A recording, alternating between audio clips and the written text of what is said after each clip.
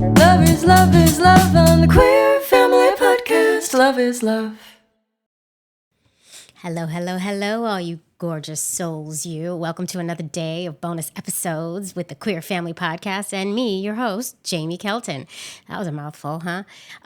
Here I am in your ears again. You're getting me a lot these 2 weeks, and I hope you're happy about it. What you might not know, if you haven't been listening, is that I have been releasing bonus archived episodes the past week and a half to gear up for our season 11 season premiere, which drops next Monday, February 6th. So get ready, mark your calendars. New episodes are coming at you for season freaking 11, almost 200 freaking episodes. And you know what's funny? The episode I'm bringing you today, we recorded it years ago. It's from season 5, but it was when we were about to hit our 100th episode, and now we're about to hit our 200th episode, and I'm bringing them back. It's so cool. And one more thing, item of business, before I get to our guests that I'm reintroducing to you today, we have a new website. You're going to all want to go to thequeerfamilypodcast.com and check out the new updated, beautiful, beautiful, beautiful website that was put together by my friends at Soul Camp Creative. Thank you so much. Check it out, share it, join the mailing list, share it with your friends, share it with everybody you know. Why the hell not? Just share it all over the place. I love it. It looks great. So go check that out. And now, let me tell you about Amanda and Gab. This episode is from season 5. It's episode 29. We were in the heart of the lockdown. We were in that pandemic. The episode was titled Fight the Power. And these two individuals that we interviewed, I can't even handle the awesomeness of them, the badassery, if you will. Let me just read you the description. Amanda and Gab experienced very serious microaggressions at the clinic where they were trying to make a family. Instead of suing, they worked hand in hand with the clinic to improve all aspects of how they interact with the LGBTQ population. Like, they took this clinic, they washed, rinsed, and spun it into a whole new clinic that was inclusive. I just remember sitting there in this interview, and we talked for a long time with them because it was just so intriguing. I just remember sitting there, and Robin was sitting there too. We were both just like in awe of everything Amanda and Gab did to make this clinic better for folks like them, for folks like us. It's just freaking beautiful. And during the time that we interviewed them, they were also still very much in the midst of their trying to conceive process. And things were not going great. Things hadn't been going great. They still weren't going great. And they were kind of in a place where they weren't sure how they were going to move forward, if they were going to move forward. And it was just a really beautiful and candid conversation about it. And I learned a lot, and I think you're going to learn some more too. I just learned a lot re-listening to it. I had forgotten so much. So get yourselves reacquainted with Amanda and Gab, because they're going to be coming back for season 11 to help me with some interviews. And I can't wait. I can't wait to see what's happening in their lives right now. I can't wait to see how that making a family journey went for them. I think there's a child in the picture, but I'm not sure. We'll let you know. Just a little teaser for you. All right. I'm going to have Helen, my BFF now. Helen is so kind to me, and Beulah as well, since they've found each other, and they know I'm all alone in my co-hosting world. But I'm going to have them roll the tape. Helen and Beulah, could you please roll that tape, my lovelies? Roll it. Roll it. Love is love is love is love. This episode is brought to you by BetterHelp and the new podcast, We Are Family. We're happy to have them both on board, making this show a possibility, for sure. Welcome to If These Ovaries Could Talk. I'm Jamie. I'm Robin. And we're your hosts. We sure are. Love is love. If you don't have to make a family by taking a traditional ride. If these ovaries could talk, you would say. How do I get the sperm through custom? I am a lesbian. So gay. So gay. We need to tell our stories. It's not your nuclear family anymore. It's not just your mom and dad thing. We're not ruining these little humans. Not for the gay reason. Just because we stay. Hi there. Hi, everybody. Nice to see you here, be there for whatever. What? Nice to have you here with us on again. our final episode of season Oh, 5. that's so sad to say. I shouldn't have said season 5 to see if you knew what season it was. I don't know what season we're in, Robin. We've done almost 100 episodes. Almost. This is 92. That is crazy. In the smack dab in the fall, we're going to have our 100th episode, Yeah, which but- I'm really looking forward to. Really? Yeah, it's going to be a retrospective. But if you count all our live streams that we do now and all that, we have we have 100,000. thousands. 100,000. So many. We're on the air everywhere, even though no one wants us to be. Nobody asked us. It's Nobody true. asked to see our faces. They really Not a didn't. single person. They But really here we are, didn't. out there, right there for you to see if you so choose. So we should tell people we're going to be off the month of yes, August. we're taking a little break, just Oh my a little God. one. It's not a huge break, but it is. No. It was going to be just 3 weeks, but then I called Jamie. It was just like, listen to me, I'm breaking, and I was like, we need to take the whole month of And August I off. was like, well, I don't have a home. I'm still displaced. So yes, Sounds great. I have a home now though. So that's exciting. She does. We're so proud I of her. did move into my new home. But the good news is like, hopefully, maybe during the month of August, we're going to be doing some guest apperances on some other podcasts and things to talk about our book that's coming out That's September some 22nd. wishful thinking, huh? Listen, I'm going to Just make kidding. it happen. No, we are. Because our book is coming out. September 22nd. You guys, it's getting closer and closer. The date that it was supposed to came out already came and went. Came and went. And that's okay. We'd be a bestseller by now if it That's came out in okay. May. Thanks a lot, COVID-19. But it's still coming out September 22nd. You can pre-order it, Kindle and hardcover, All those things. all those things. And it's really exciting. And we're going to do interview after interview. Oh my God, there's going to be the press that you're going to see in our social media is just going to be, through the roof. Jamie, Through the roof. but wait, we do have to say we're going to be back on Monday, the 7th of September. Wait, And- what's Helen? Where are we putting Helen for the break? Oh Where's my she God, going? she's told me she's staying with you. She's not staying with me. Okay, she can stay with me. Oh my God, I can't wait for some Helen stories. Jamie, Who's that? I ate some breakfast. That's Helen. I don't know what that was. Helen. I'm not hitting record. Oh Not doing it. Helen is not real, guys. Just in case you were. That was wondering. Helen. I don't know what you're talking about. Okay. So wait, but we do want to also say that for those live streams, we are shifting to Thursdays at 2 p.m. starting Yeah. August. So we'll still have our live streams on in August. So you don't have to miss us. You can see us. We're still going to be doing it. Yeah, they're going to be on from our Facebook Live. homes with our children Oh God. all the time, and do Sweating. stuff. Yep, it's hot. Anyway, you guys, we got to say a special thank you to our newest Patreon Oh my members. God. So many new members. Let's try to say their names as best Do we you can. think we cannot butcher them? I think they're good. Let's do it. Savannah Strennan, you rock, girlfriend. Thank you so much. Whoa. Sarah, yeah, I'm going to do a little something for her. Okay. Do it, Sarah Jamie. LaRonca, you. I love you. Okay. George, She does, Sarah. I do. George Otiono, you rock. You are it. That's who you are. And don't forget Michelle and Allison. Tell them you love them too, Jamie. I love you. I don't know what's You happening. guys. I don't know what's happening for Jamie right now, but we are so thankful to all of you guys. Yeah, and if you would like to join our Patreon community and support us, you're going to get all kinds of bonus content. We're talking videos and swag for joining, like really cool stickers. You can just head over to patreon.com/ovaries talk, and it really helps. It really helps the podcast get out to more and more people. We need support from wonderful folks like you. So thank you so much. And we're even putting up unedited ad-free videos of some of our interviews at the gestational carrier level. According to my mom, that's the best part of it. So Jamie's mom, if Jamie's mom approved. it's Mama Sue approved. Anyway, we are really talking a lot. So I know we don't want to talk too much because this is a jam-packed, extra long bonus episode. This is a for our good finale. Okay, so we're bringing in Amanda and Gab. They have been trying forever, been through IVF, and they've been through miscarriage. They have a really long journey.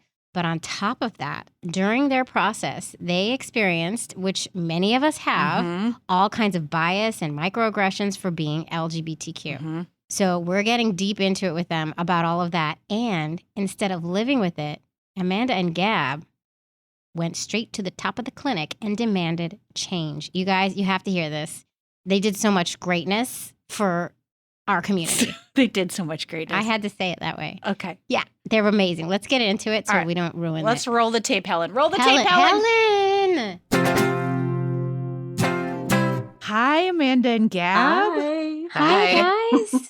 Welcome. Welcome to our Thank podcast. you. Yeah, thanks for having us. This is very exciting. And especially for joining us early at accommodating the 9:30 hour, because we're up. As moms, we've been up for days. So we're like, can you do it early so we can have the rest of the day? It was definitely a conversation for sure. So should we start where we always start, which is with the elevator pitch of you guys? Hold on a second. I'm getting out a We little do time you now. a We little do time you. timer. It'll be short and That's- sweet, believe me. It used to be very long, and now it's extremely short. Oh, okay. Because, like, if you had Wait, a what- category, No, go ahead. if you had a category called "It's Complicated," it's because it usually starts there. Oh, it's exciting. Okay, on your mark, get set, go. Okay, so Gab and I were both married previous to meeting each other, and we were both in open relationships at the end of our marriage at that point, both for reasons that were related to those relationships being unhealthy. So, not the greatest way to enter a non monogamous relationship. So, the long story short is that the first time I met Gab, I was having you and your wife over for dinner. And I was like, should I change? No, they're just going to be friends. And then as soon as she walked in the door, I was like, I should have changed my clothes. Anyway, I spent 6 weeks trying to flirt with her. She didn't notice me. And then we finally got together. Yeah. You divorced your wife shortly after that. And I left my partner about a year and a half later. And that was the best decision ever. And we stayed together. And here we are. Totally. And it took me so long because I don't pick up on nuance. I'm a very literal person. And so she literally had to bash me over the head with a 2x4 and was Not just like, literally. oh, hey. No, sorry, not literally. All right, I'm stopping you. You got our first award for doubling the time, and I love it. Oh, I thought it was 1 Amazing. minute. I thought we were like, oh, well, we did good. It was only We did really 15 well. Yeah, seconds no. over. You did great. You did great. I love it. You did great. Sorry. Yeah, you It's did great. complicated. No, It's complicated. It's complicated. I love it. So wait, I want to know, Gab, you were married to a woman previously. Amanda, was it a woman with you as well? No, I was married to a man for 12 Oh. years. Scandalous. 12 years. How old are you? You look 9. So that might have been, in retrospect, I think it was a little young to make a decision like that. I met him when I was 19 and we got married when I was 23. Wow. Wow. Okay. Wow. All right. Okay. So for a long time, you were married to a man, and you guys were both in open relationships because it was towards the end of your marriages. Yeah. So my husband had a girlfriend that he was dating. I was dating Gab. I tend Wow. to just talk for us both. So you go ahead and That's okay. I also feel like, as a disclaimer, we're probably like everyone who actually does like non-monogamy well are probably like, oh, these two, like this is exactly like who we don't want to hear from. Because you ended up being monogamous. we're not good representations of a healthy non-monogamous relationship. Or No, maybe no, you no, yeah. two were just doing non-monogamy because you wanted out. Like maybe that's what you were doing. I don't think, know. That was our choice. that's- It was like a gentler, kindler we're breakup. monogamous now. Amanda, had you dated women before you met Gab? No, Interesting. Okay, so you saw her. It was like it boom. wasn't the first time that I felt or knew that I was attracted to women. So in high school, I knew that I wasn't straight. And remember, I'm from small town Northern Ontario. So growing up in small town Northern Ontario in the 90s, there wasn't all the language that we have now for LGBTQ. Well, there wasn't folks. really the choice either. There right? wasn't, and I didn't know a single gay person in all of my city from Thunder Bay, Wow. Ontario. It was very homophobic there as well. And Oh. I didn't have any concept of gender non-binary, gender queer, butch women or like transmasculine women, which those like that group is who I tend to be drawn to. So in my mind, when I was in high school, I was like, well, I'm not straight. And the language was you're either straight or you're gay. There was no Right. like Mhm. in between, right? So I was like, well, I'm not straight, but I like boys and dating boys, but I don't feel straight. But if I'm gay and not straight, then when I kiss a girl, it should be 10 times better than when I kiss a boy. So then I was just kissed red girl, because the narrative around queer people at the time too was hypersexuality, right? So that concept Right. of like, well, if you're gay, you love everyone, you want to have sex with everyone. So I'm like, okay, I'll kiss a random girl, see what it's like. She's not my type. She's not. There's no spark. So then I was like, okay, Yeah. well, I must not be gay. I must just be like kind of wavery straight, I guess.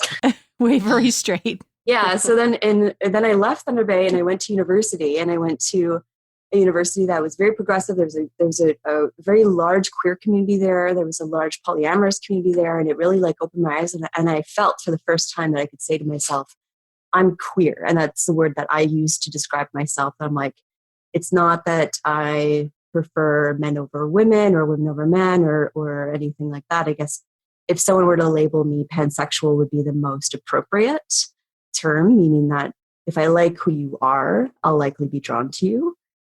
But I also have a type. Anyway, it's complicated. Everything is complicated. That's our theme. This episode's going to be titled "It's Complicated." Yeah. Yes. But, very quickly within that community, my university community, people started talking to me about the word tourist. And the message was made very clear to me that if you're not clear that you're gay, don't date women because you'll be taking advantage of them. And it's not okay to use women as your plaything to find out who you are. So because I wasn't clear, I really hesitated because I'm like, I don't want to make someone feel used or taken advantage of. I didn't feel I had the right to name myself as queer because of that narrative. I felt like I didn't have the right to that identity if I wasn't sure. And I then feel like met- that stinks so a little thoughtful. bit. It's thoughtful, but I Yes. feel like I know. that stinks because how else are you Yeah. supposed to figure your world out if not in relationship? Yeah. Like that seems really unfair. Like I can't figure out if I like a food without trying it. I'm just saying. Yeah. Since then I realized I'm like, the whole concept of it is silly because again, the narrative that I heard around gay folks and whatnot is like, well, how did you know you're gay if you hadn't had a relationship with a woman? And I'm Yeah. like, well, you don't have to know that you're straight if you Right. haven't had a relationship. It's just accepted that you're straight. So now I'm like, this is what I try to share at Pride and whatnot is happy Pride to everyone, including those who have never been in a visibly queer relationship, because it's enough that you know your identity to have that identity. And that's okay. Wow, you're a very, very thoughtful person, Amanda. This is you're taking my mind to places I haven't taken it. So thank you. Interesting.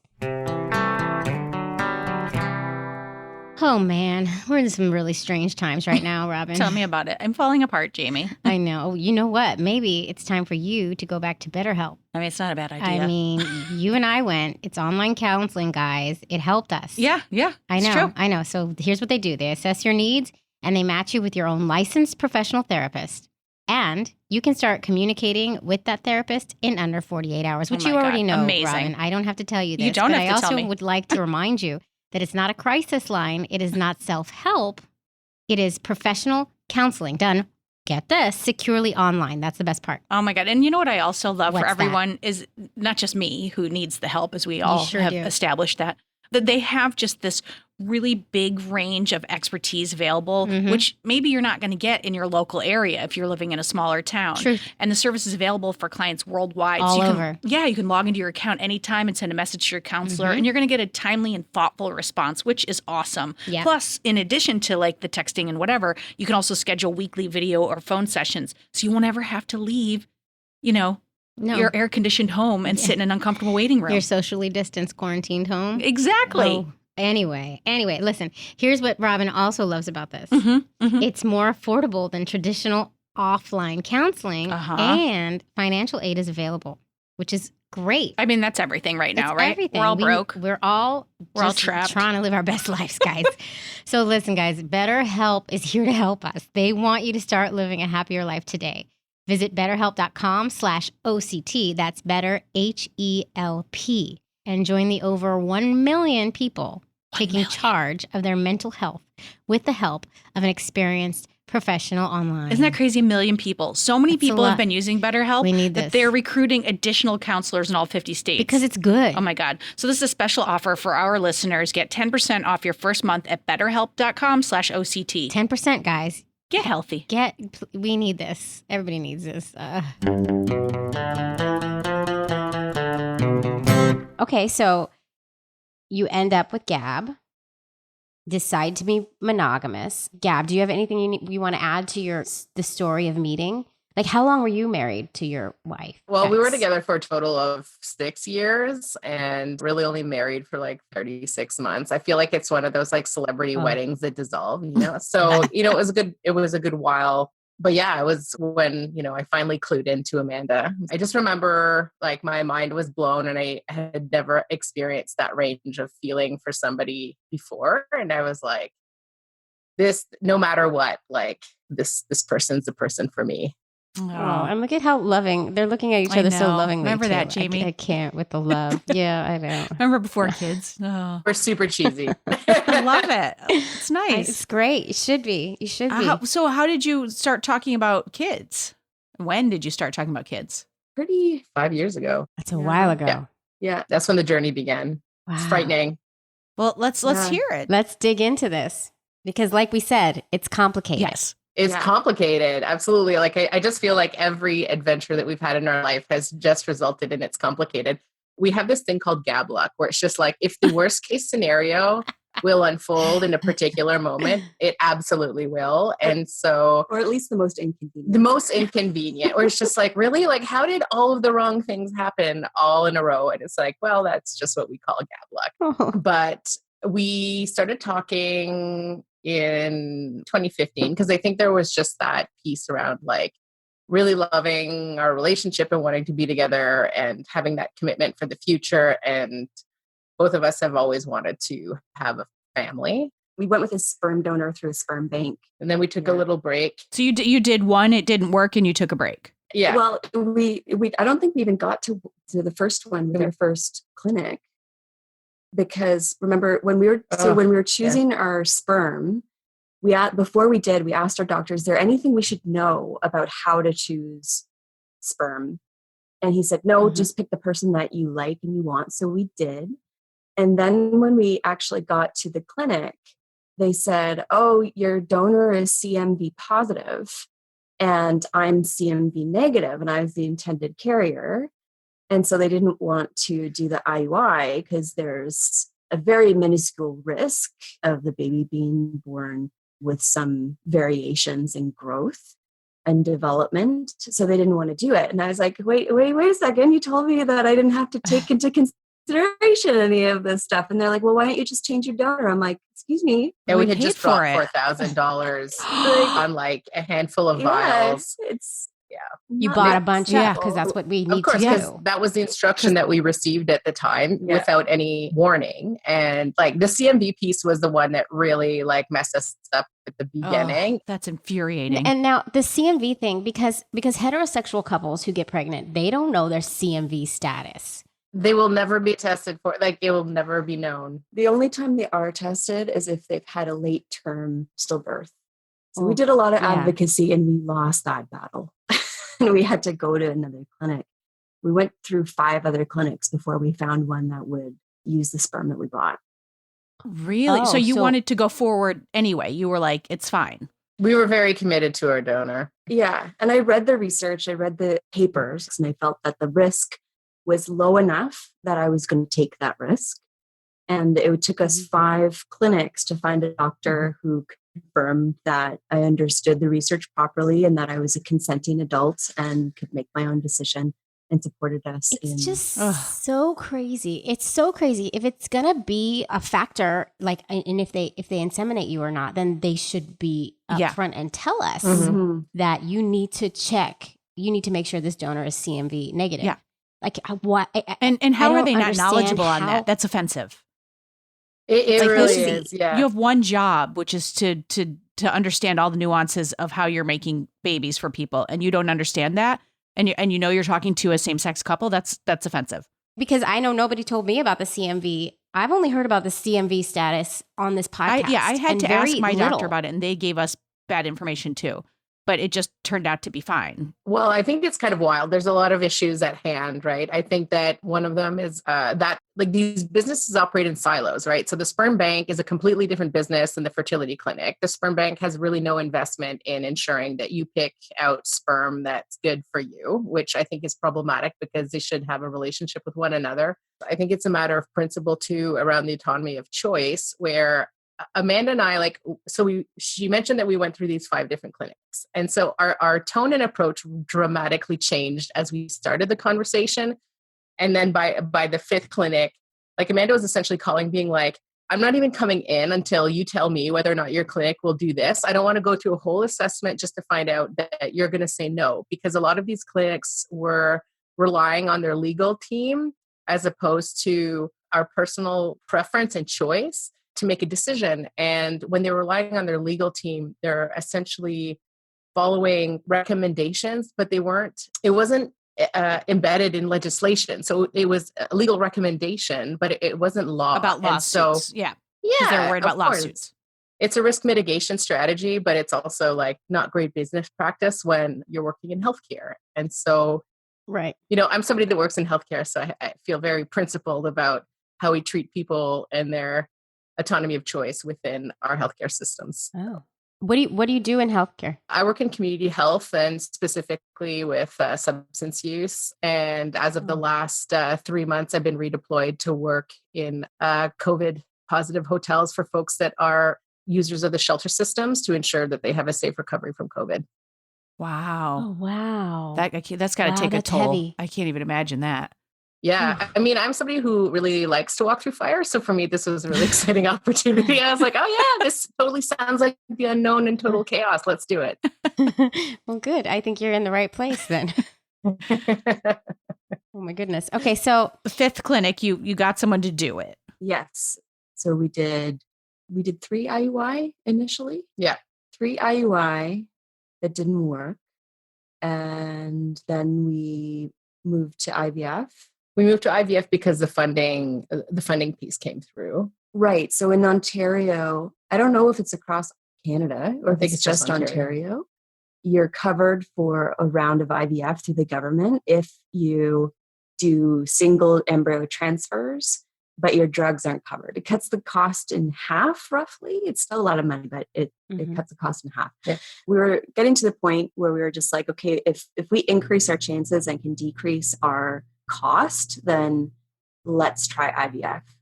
We decided that my egg count is low and Gab's was very, very high. This is also very much a gab luck thing because I really didn't want to have much to do with the process other than being a really supportive partner. Yeah. Mhm, mhm. So it was decided, much to your chagrin, that Gab would do the egg extraction and we would create embryos with her eggs and then I would carry them. So we Right. started with that. And that's where we started to have some issues with the clinic. Oh. What kind of issues did you have with the clinic?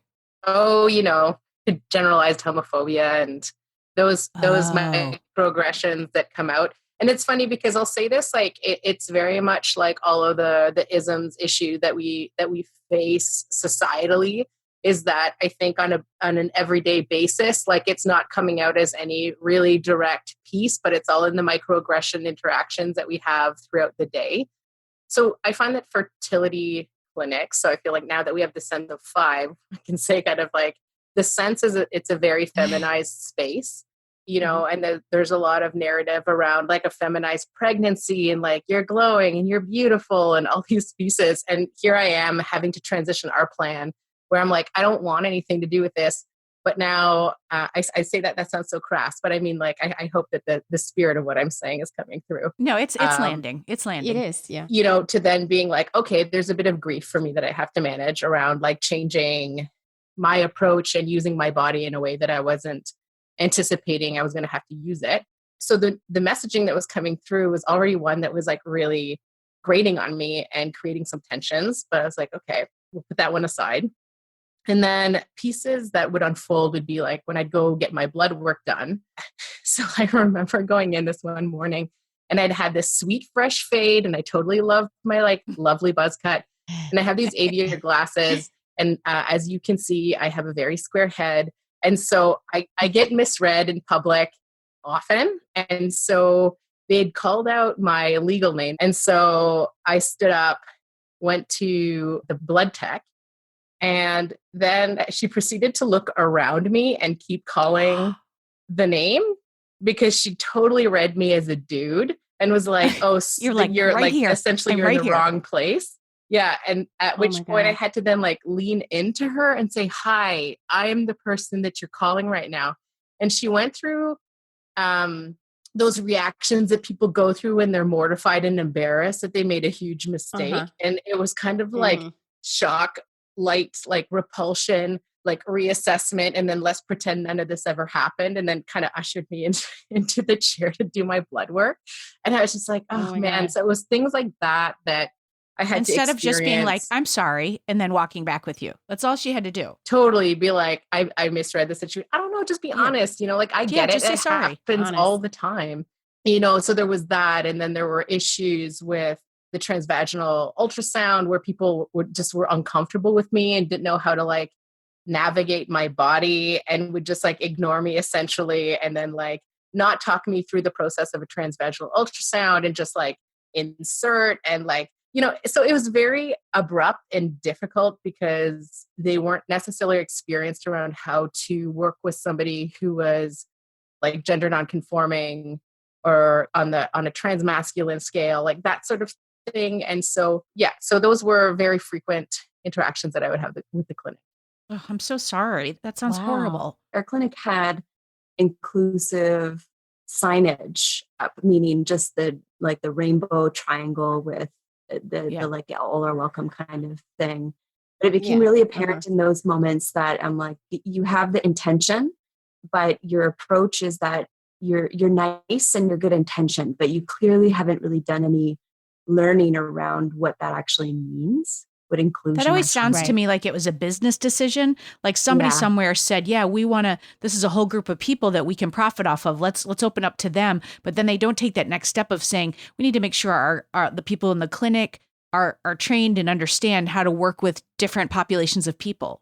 Mm-hmm. Yeah. It's just like showing face, but not doing the work. Inclusivity is always the goal, and that's why your story is so important right now, because this is the stuff. And right I here. wouldn't. So, We're in the same community of people. I would not have known about. I hadn't thought about the microaggressions and what you would go through. Like when you just said the transvaginal thing, like that's horrifying. Like what that would feel like to have someone just like insert that thing without just like walking you through it. Like that's. yeah.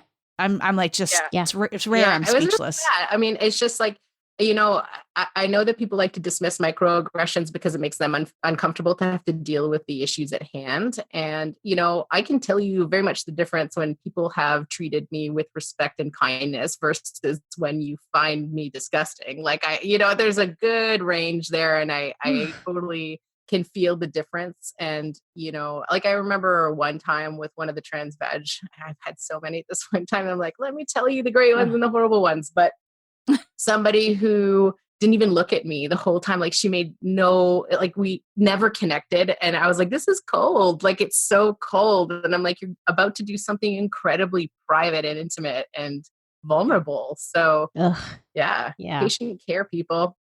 Seriously, patient care people. Our first IUI, we were at the beginning of our journey, we're blissed out and we're excited. And of course it's going to work and all that stuff, right? So our first IUI, like we're holding each other and like, this is so wonderful. And then the doctor finishes, and it wasn't our normal doctor, it's a different doctor.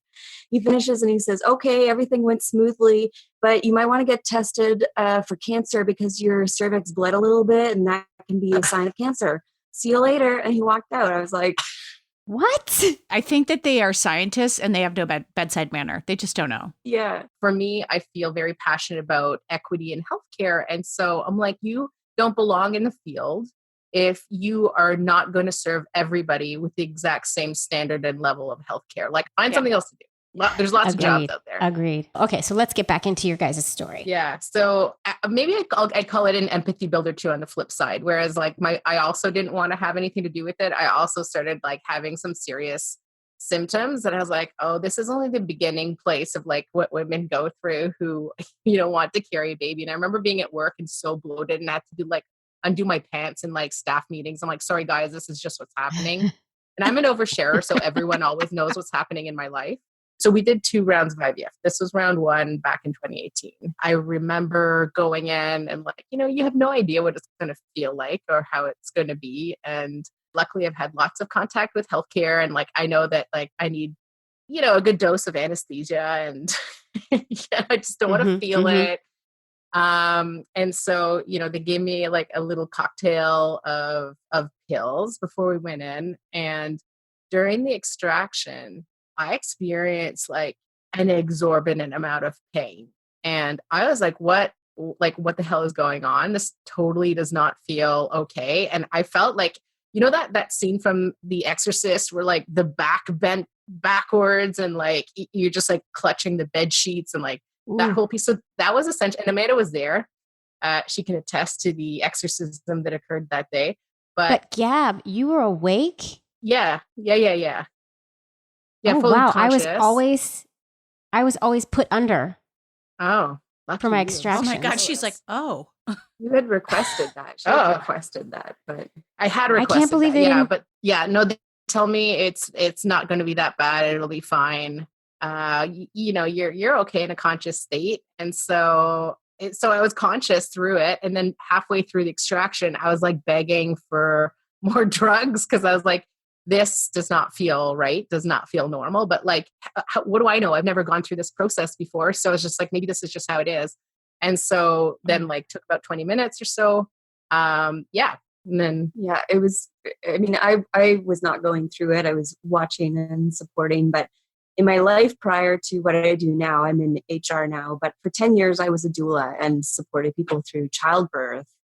So I'm like, I feel like I have a good read on the seriousness of someone's intensity. And I'm like, what I saw you going through was very similar to what I see someone going through when their epidural hasn't worked. And Yes. they've That's what I been was counting thinking. That's on exactly what I was that, thinking. when they've been counting on that relief and it's not working. Ugh. So you have the pain, but you also have the panic and the grief. Mhm. Is that Mhm. accurate? yeah, it's a good summary. Yeah. Okay.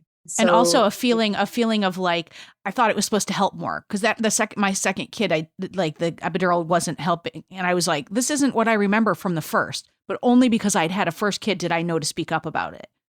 yeah. And they were like, do you want more? I was like, yes, I want more. Yes. So I'm still I know. shocked well, that they didn't put you under. So yeah, so this was part of what developed into the problem, as we learned in 2019 when we did our second round of IVF. And I think that the first round, like the best way I can describe it was it felt like blowtorch and razor blades. Like that is like, if I could summarize it, Ugh. that would be the physical experience that Oh I my had. god. yeah. So I'm going to spoiler alert because I think that it's important that listeners know what happened Yeah. there. So when we went for our second round of IVF, and we'll circle back to what happened with our fertility journey in between them, but we had asked to see the doctor prior to the procedure so that Gab could discuss pain options because of what happened before. It was at that point that it was disclosed to us that the doctor in the first egg extraction didn't do local anesthetic. Because actually, this is what it looked like. The nurse opened my chart, essentially saw which doctor did the surgery last year and went, oh, yeah, so he doesn't believe in anesthetic, were the literal words that came out of her mouth. And this was 5 minutes before I was going to go into my second procedure. And I was just like, Oh what my the God. fuck? Like, I remember freaking out in that moment. Yeah. I So he had given what me, the- I had one Ativan. That was what that little cocktail of pills was a year prior. Oh my god. I can't Gab. even. Oh my god. I can't. Yeah, we looked at our consent forms because we're like, and this is that thing that, like, I don't know if it's that what the word is, the gaslighting or self-doubt or whatever. We were like, what did we do wrong that this happened? Yeah, So we of looked through our course. consents and we're like, no, our consent form for this procedure said that you would get pills and local anesthetic. Mhm. So I'm like, why did we I'm surprised you didn't sign sue something him. that says that's well, this is what led to us deciding that it was time to provide feedback to the clinic, was this event. Yeah. And it was like those things, like we break down what happened that day. In terms of trauma aware care, the consents weren't honored. A decision about pain relief was decided on behalf of an autonomous person. Their communication about what they did need in terms of pain relief was dismissed in the moment. And phrases like, like it'll only be a minute. Keep breathing. Just distract you, like those dismissive comments, that platitudes that are actually like very triggering words to use Yes. for someone who's trying to get through just a distressful, traumatic moment were used.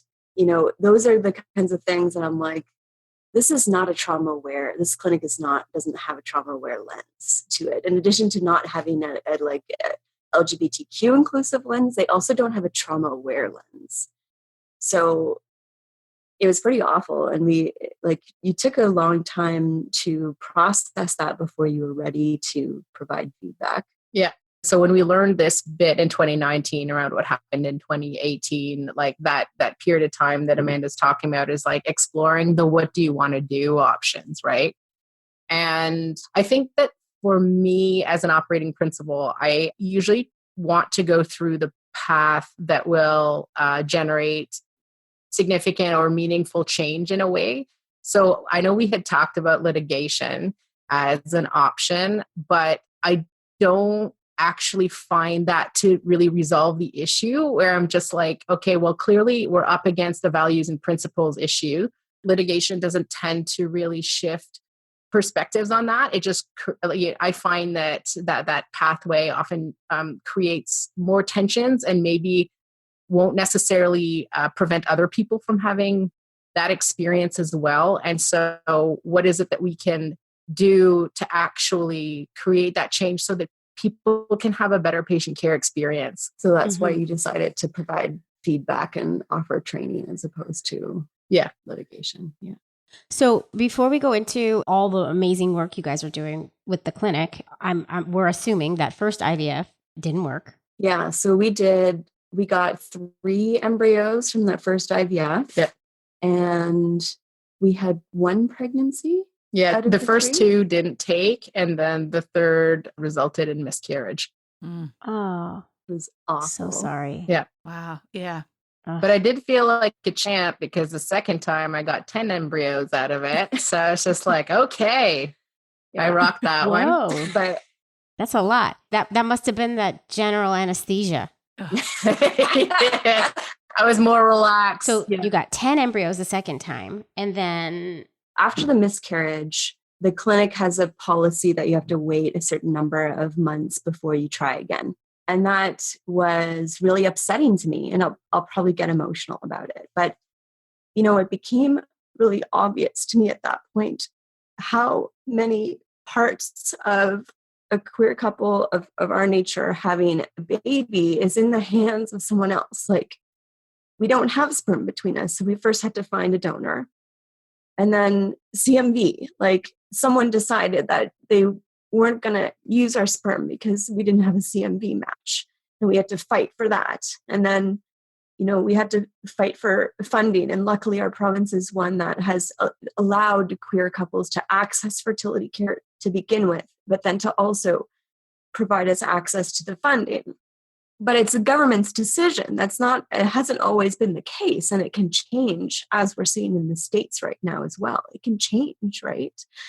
And then to have the miscarriage and people telling us stupid things like, oh, you know, I know people who, like, as soon as they stopped trying, they got pregnant. As soon as they didn't, you know, like... Yeah, no, that was said. Yeah, like that multiple times. And I'm like, it's not really an option for us. But that piece of like, I felt in my grief of the miscarriage, I could feel that if we could keep trying, that would help me with my grief.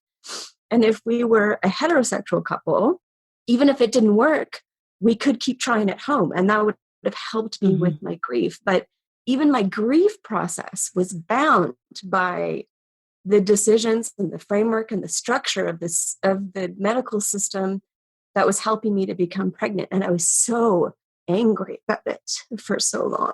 So that was a piece I'm like, I found it really hard to find fertility support groups that reflected the parts of the fertility process that I found to be a struggle because of my queer identity. And that's how I found you guys, actually. And this podcast is such a huge help for me during that time. And I remember writing to you guys, and you wrote me back right away. And it really helped to hear stories where my process was reflected. It really helped a lot. But Oh my that God, I was wish an we were all in the ex- same room so we could like give you a I wanna hug. give you a This hug. is I'm so sorry. I'm crying. But that's why we made this podcast. I was looking for the same stories. They're not out there. We're not out there. Yeah. Yeah. And it's hard, right? Because these are the ways in which our current structures make our stories invisible, right? And keep trying to erase us over time. And I have a lot of fight in my body against that because I refuse to be erased and I refuse to see the people that I love be erased. And yeah, these are experiences, right?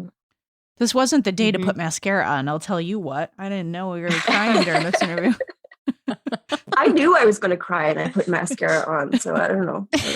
Oh God. I'm so thankful that you reached out to us. And I'm so thankful that you're highlighting this. And I feel so complicit right now. This is why I'm so upset. I feel so complicit for not understanding the level of what our people go through, even though we have this podcast and even though I've been through it. Like hearing your story is just, I can't even, I don't even know what else to say. It's just so heartbreaking. So I'm so thankful that you reached out to us, that we could be talking about this because this is incredibly important.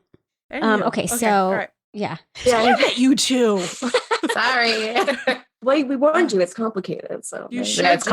It's complicated. complicated. The theme. Yeah. So I found you guys. Yep. You were great support. I also found a book called Swelling with Pride, which was stories of different queer couples building their families, which was really lovely.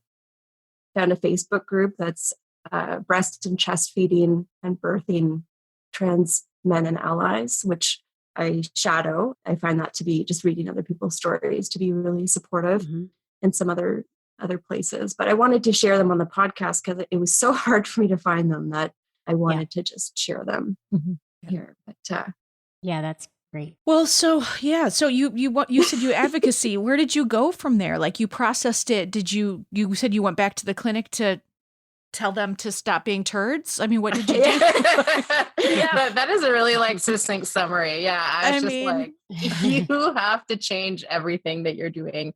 I think that for us, like the tipping point in June of 2019 was finding out about the piece around anesthetic. And for me, I just had enough. I was just like, okay, listen, like I have space for mistakes as well. I'm like, I get that like everything's an imperfect process, but the systematic issues that had come up were just far too great to just let it go. If this was kind of a one-off and just like oh, this was a huge oversight, sorry, I'd have been like, okay, like I get that happens in life, like that happens in all of our professions. But between our starting point and June of 2019, like we'd gone through just so many issues with the clinic that, you know, I was like, okay, if this is how I'm feeling, I can count on the fact that like so many other people have probably had this experience, but just like want to get through it and don't want to rock the boat or just like don't have the energy to, and all the reasonable reasons why you just want to like put it behind you, right? Like that I totally get. But for us, like Amanda and I are both people that like love to speak up. We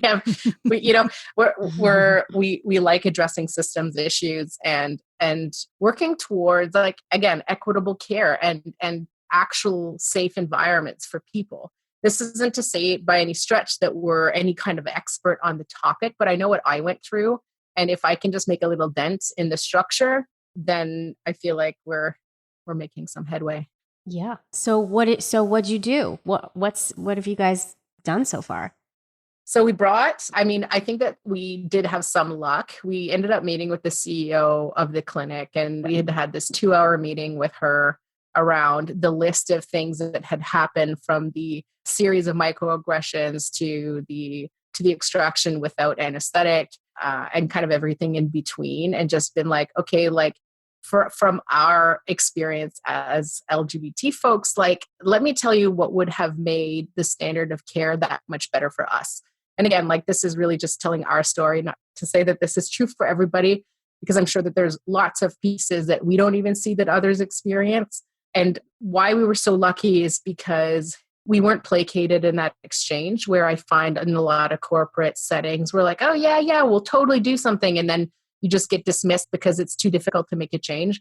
We actually were dealing with somebody who had the same kind of passion for good business model and standard of care. And so she really took everything that we had to say to heart and wanted to make an actionable change. That's incredible. Awesome. We went into that meeting expecting to probably not be Left heard. off. Yeah, and I think this is a piece too, is it was a good year or so after the egg extraction that we gave this feedback. So we had already started our second round of IVF, but knowing that when you give feedback like this, it's likely, or it's possible that you're not going to be received well. We were like, let's wait until we can receive any kind of response before we give feedback. And that's what I say to people. I'm like, it is never too late to give feedback. Mhm. Never. But it's important that if you want to, that you're in a place where you won't be further harmed by the response. And so we went in, let's provide feedback, let's provide suggestions, and let's connect them with training and resources. Because we've both done those trainings before, facilitated them. We've been a part of and attended other trainings. So we just went in being like, here are some people who can help you with this. But the CEO was so touched by speaking to us and know that we've done the trainings before. She asked us if we would be the people to do the overview and training because she wanted the client perspective as a part of the message. That's amazing. Yeah. That's incredible. They were probably so thrilled that you didn't come in with a lawyer. I'll tell you what, because you could have. Yeah. And we told her we hadn't decided yet if we were going to do that. And that wasn't a threat. I was just like, I want to be clear. This is not an exchange, but we're still processing that experience.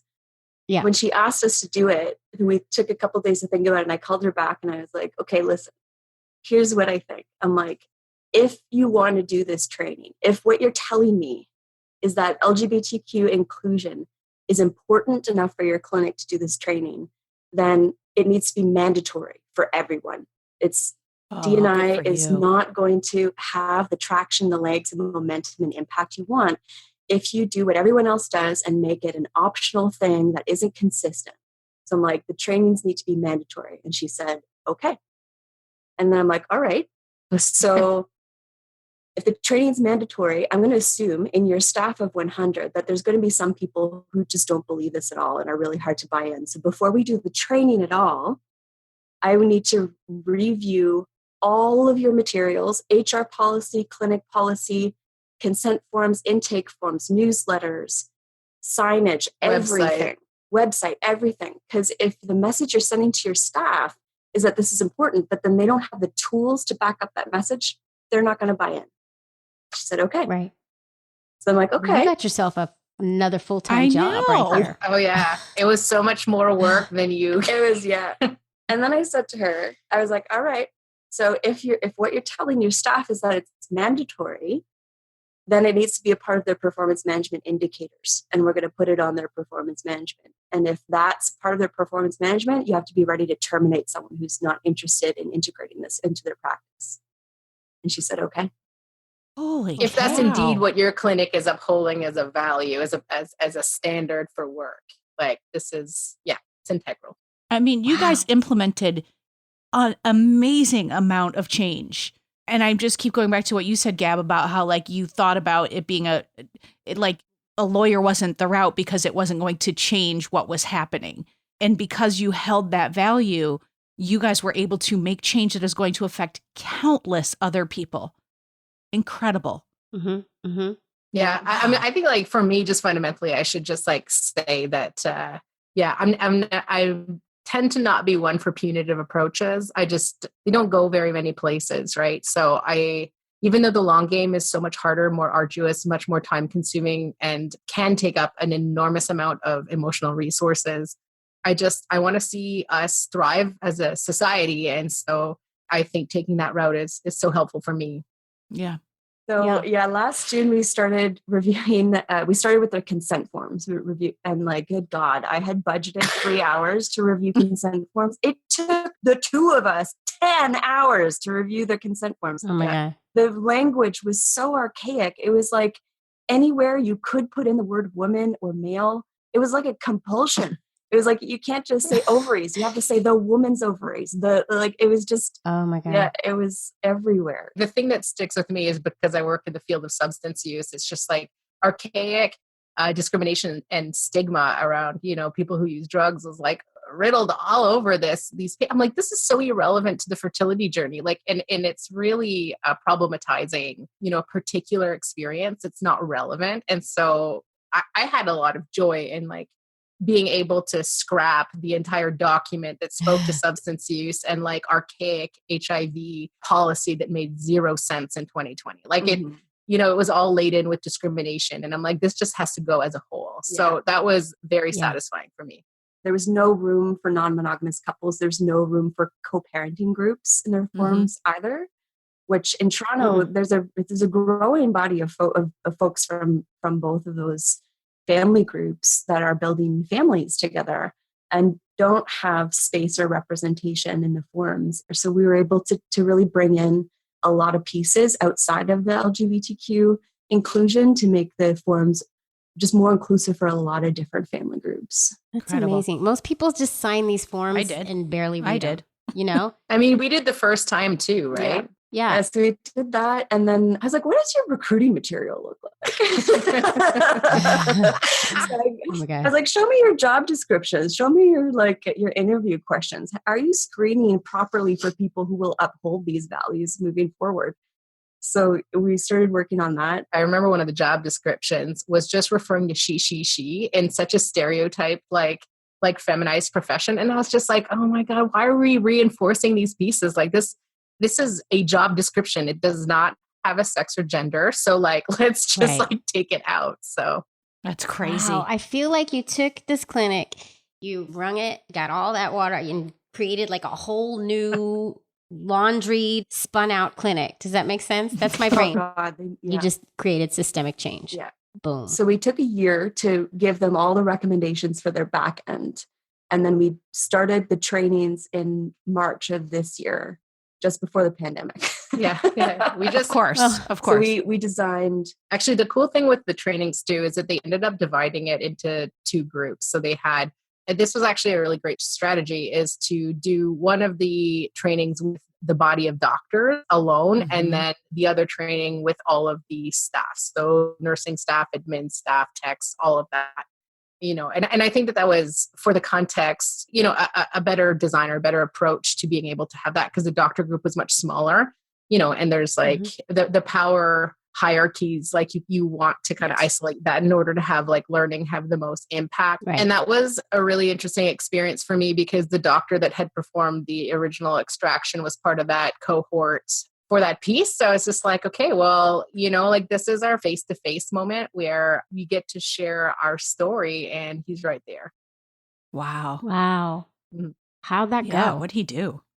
I found observing that really interesting. And this is where I say, like, we can never identify how profound and how deeply buried our prejudice is, because I legitimately believe that in his case, it wasn't coming from a conscious place. I think it was just like historic prejudice that was so deeply rooted that was just how it was. And it was very casual, right? And I remember observing him throughout the duration of the workshop, and like he really looked like he was taking in this information, like this was new to him. And so for me, that was a really great opportunity to really appreciate the depth of prejudice and how providing somebody with the educational opportunity to change is really imperative, because at no point in time would I say that he was defensive or reactive to the material. He was very, very engaged in the conversation, had questions, had this, had that. And so I felt like that was a really significant validator for having chosen the right path in this particular situation. Yeah. Awesome. That's Wow. great. Just incredible.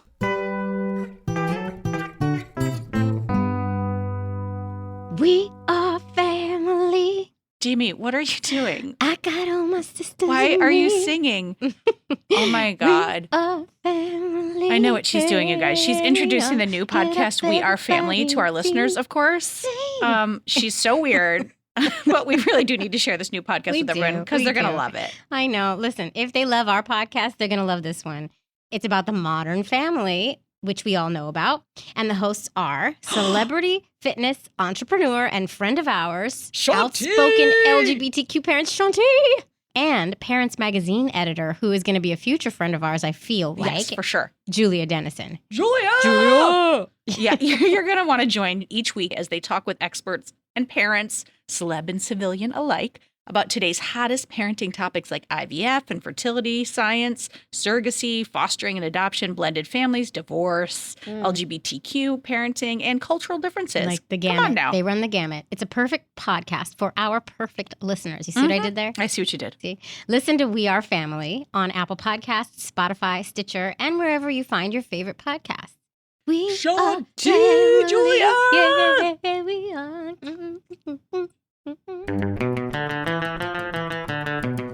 So you're doing trainings now. It's happening. Yeah. So we've designed 3 trainings, and I like workshop style so that we could stop and converse. This is not something that everyone can just read and get and move on with their day. Like to really get distance from stigma and make new associations, that conversation piece is so important. Yeah. Mm-hmm. The first one is very much a 101, which is really just creating the relevancy and the foundation around why we're doing this work to develop buy-in. And then just some real basic, like, here are common assumptions, here are common language changes that we need to make.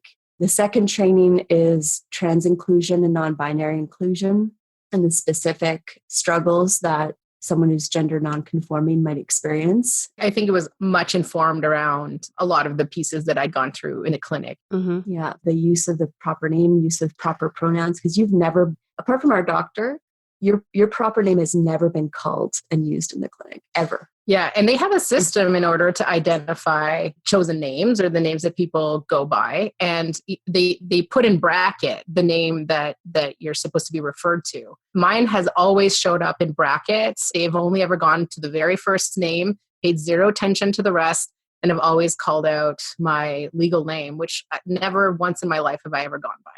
Wow. Wow. Yeah. So in the workshop, when we were talking about that, it kind of came out that their practice is to only look at brackets if there's a racialized name that they don't feel they can pronounce.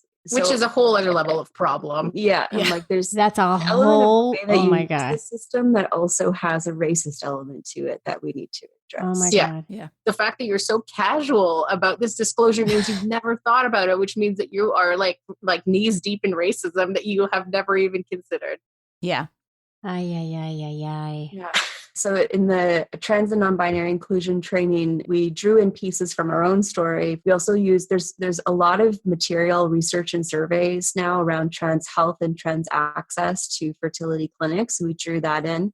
And then there's, again, a lot of great videos from trans and non-binary folks talking about their experience of accessing fertility clinics, but also what it's like for a span of people from that community to be pregnant. So we really tried to highlight a lot of voices, not just our own.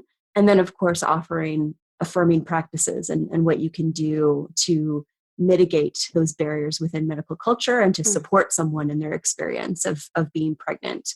And then the third training is trauma-aware care. So that's one where we'll share more about our experiences with the clinic and go over with them what care that takes into account that someone might be experiencing distress during the procedure actually looks like. So those are the 3 that we're doing right now. And in between, we share material so they can have continuing education options in between. Okay. It's important. Really important. Now you've done all this change, but where are you now in the baby process? So we're down to like 8 embryos now. So with the second round, we had our first one not take. Our second one resulted in a second miscarriage. And then Oh my God. we paused at that point because it had been years at this point in time of being on like mega hormones for an exceptionally long period of time. And it was super, super rough on the body.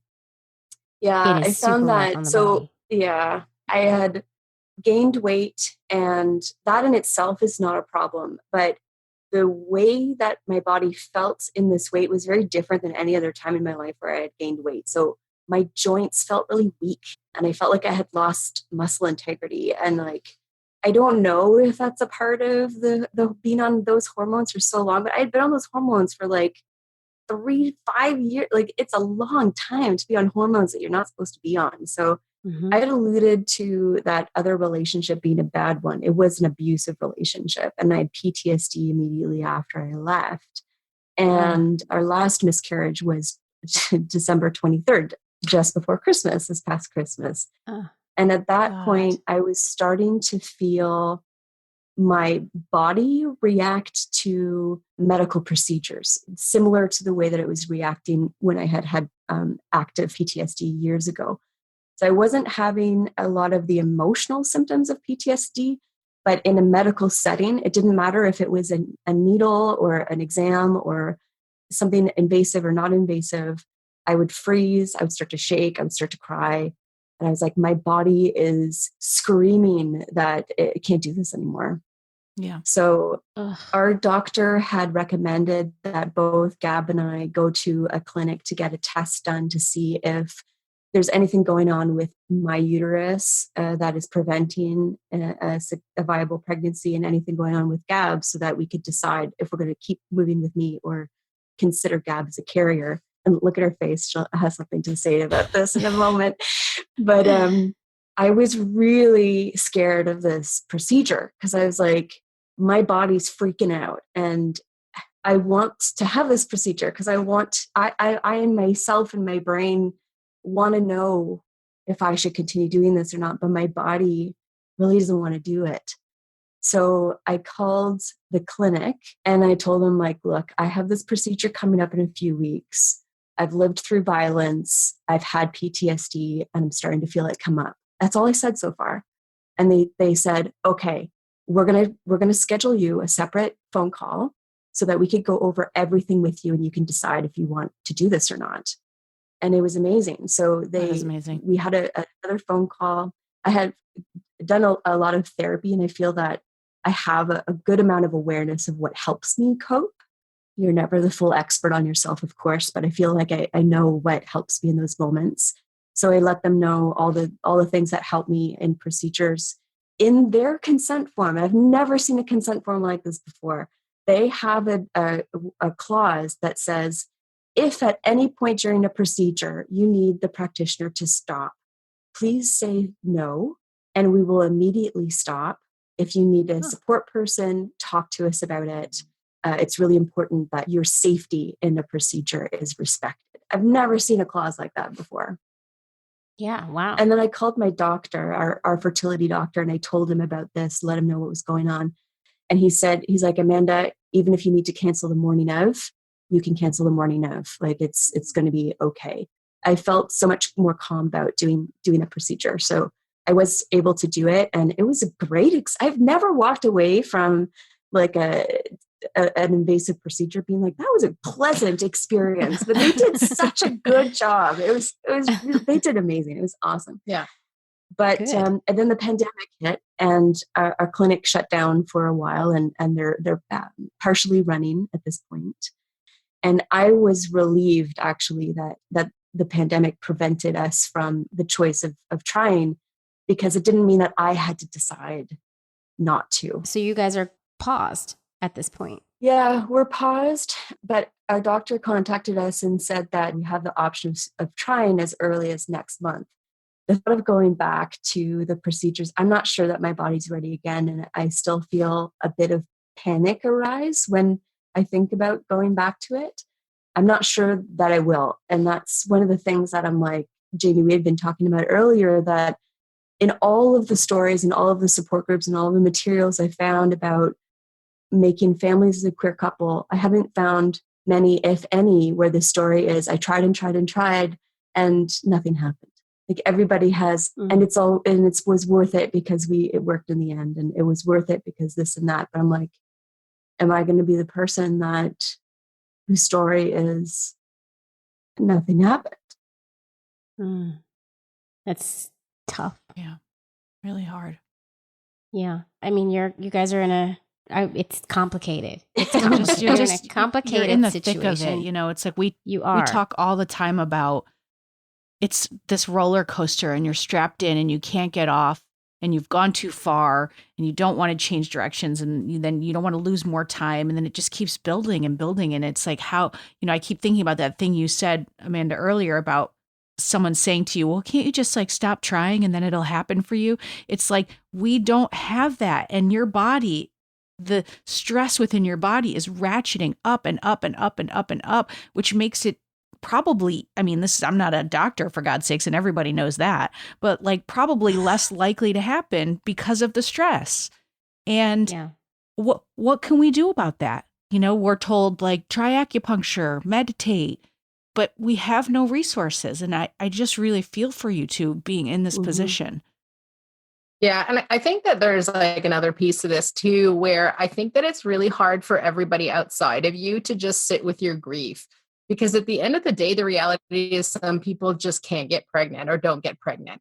And that's just a biological fact. But I think that is like, we have such a heightened expectation in society that like, we will get there, that everybody wants to be your cheerleader, but nobody wants to be the person to accept that that also might not happen. And how do we just sit with each other through that period of grief? And that's another story, right? Yeah. There's grief to it, but the fact that there's grief doesn't mean that I'm not okay with it, you know? And I think that's something that people kind of lump in. If you're feeling sad, it's something that you're going to suffer with for forever. And I'm like, at this point, I don't think that I'll suffer if we don't have family through our bodies.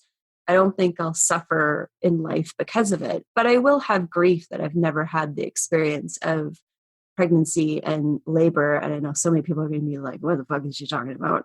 But whatever that experience would be, I really did want to have that experience. So I will grieve it, but I can also have acceptance. I think just from speaking with you guys for this little amount of time we've been speaking, I know that whatever decision you make, it's going to be well thought out and it's going to be the right decision for you. Whatever outcome you have, it's going to be a good outcome for you. It'll be okay. Mm-hmm. I think you guys are changing people's lives, like from the work that you're doing with the clinic, but also just sharing the story. And I'm so thankful, I said it before, that I'll say it again, that you reached out so that we could share this with many, many people need to hear your story. And I'm so glad you guys reached out.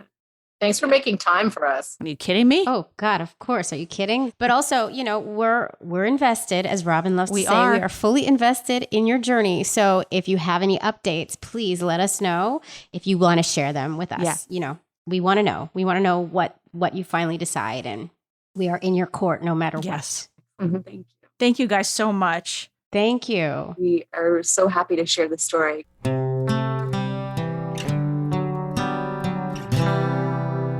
Ooh, that was intense. It was. I cried several times. They did good stuff, though. I know they did. They're just like, they're like powerhouses. I just kept thinking about like, how can they take what they did at that one clinic and how can we make that a blueprint for other clinics so other people don't have to live through those microaggressions? I know, because I don't know how to do they're that, out though. there. They're just out there. Yeah. But I mean, I'm so impressed with how they didn't just take it. You know what I mean? That they just were like, fuck this shit. And We're they have fixing it. full-time jobs. Oh my God. It's amazing. People find, people find strength in so many yeah, ways. they were wonderful. Anyway. All right. Well, we're as sad as we are to say goodbye for our final episode of the season. Just 5 weeks. Oh, guys. We just some couple things we'll say to you before we go. Yes, go ahead. You can buy our book and you can pre-order our book right now through Amazon. It's going to be available on September 22nd, but you can, in the Kindle edition, print, hardcover, and audiobook. All major retailers it will be available at, which is exciting. Correct. Guys, join us on the social. We are there. We will be there through the break. Yeah, we'll be active. You won't be without us. You can get us on Ovaries Talk on Twitter. Ovaries_talk on Insta. If these ovaries could talk on Facebook, you can also join our private community there and talk to other listeners.